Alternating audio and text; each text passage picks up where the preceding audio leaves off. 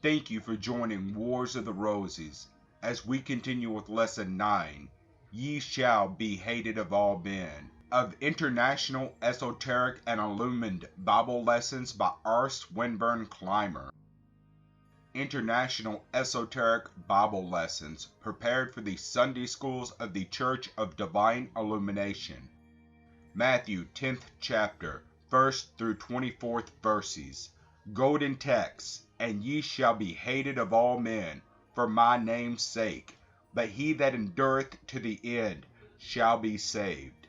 This is one of the strongest lessons of the New Testament, for in it we have the direct personal injunctions of Jesus to his disciples. First he called them together and gave them power to heal, teach, and preach. They had not yet attained any great power from their own enlightenment.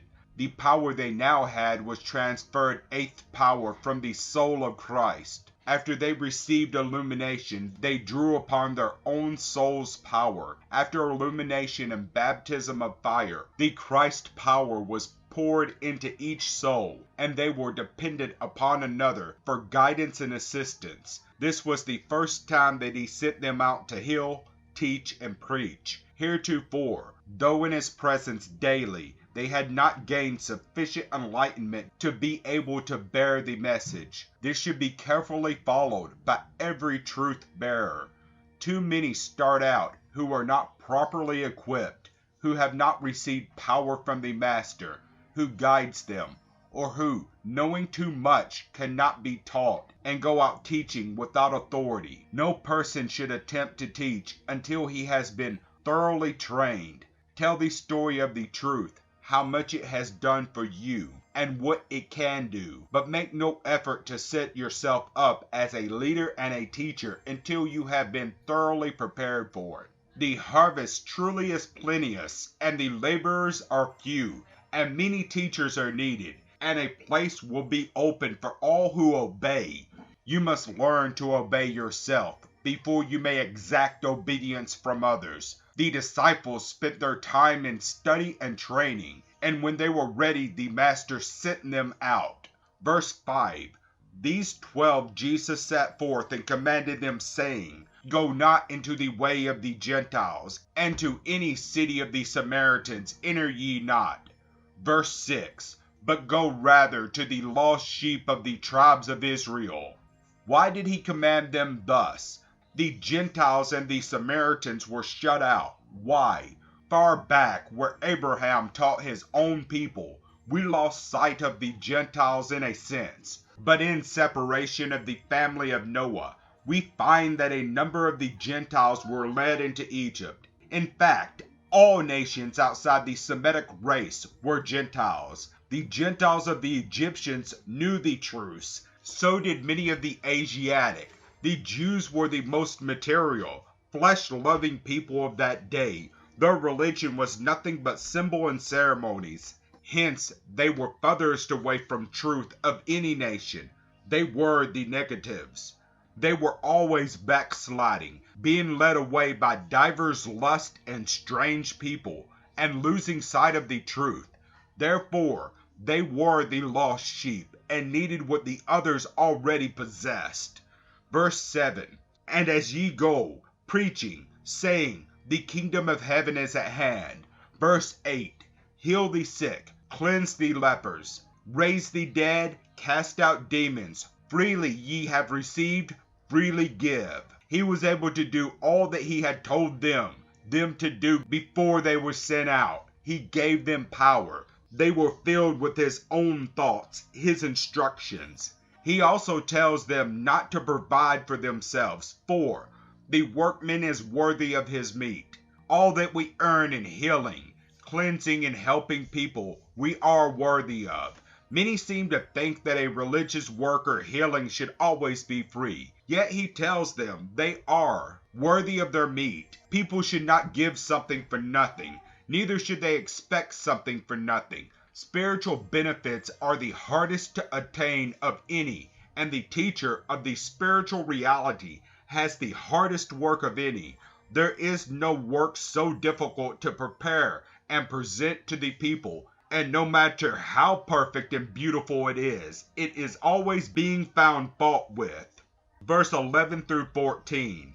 He simply gave them instructions for introducing the work, but he tells them, "Whomsoever shall not receive you, nor hear your words, when ye depart out of that home or city, shake up the dust off your feet." He does not refer to material here, but the dust of opposition and persecution.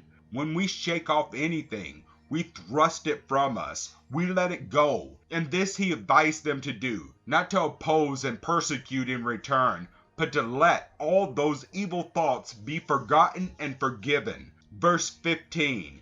Verily I say unto you, it shall be more tolerable for the land of Sodom and Gomorrah in the day of judgment than for that city. Sodom and Gomorrah perished because of their materiality and awful lust, but not because of the rejection and persecutions of the truth. They had never received the word because it had not been sent them. They had never developed to the state of receptivity, being able to understand. Verse 16. Behold, I send you forth as sheep in the midst of wolves. Be ye therefore wise as serpents and harmless as doves. Verse 17. But beware of men, for they will deliver you up to the councils, and they will scourge you in their synagogues. Verse 18. And ye shall be brought before governors and kings for my sake, for a testimony against them and the Gentiles. This is not against all Gentiles, but against all nations which scourge and mock them. Not all the Gentiles knew the truth, but they were of the ignorant classes. For the ancient men of wisdom were Gentiles, and every Jewish leader learned from them. All the great leaders were taken into Egypt, Moses, Joseph, and Jesus, before they ever taught the people. Verse 19. But when they deliver you up, take no thought how or what you shall speak, for it shall be given you in the same hour what ye shall speak. Verse 20. For it is not ye that speak, but the Spirit of your Father which speaketh in you. They were led and guided by the Spirit through Jesus. If they had not obeyed, think you it would have guided?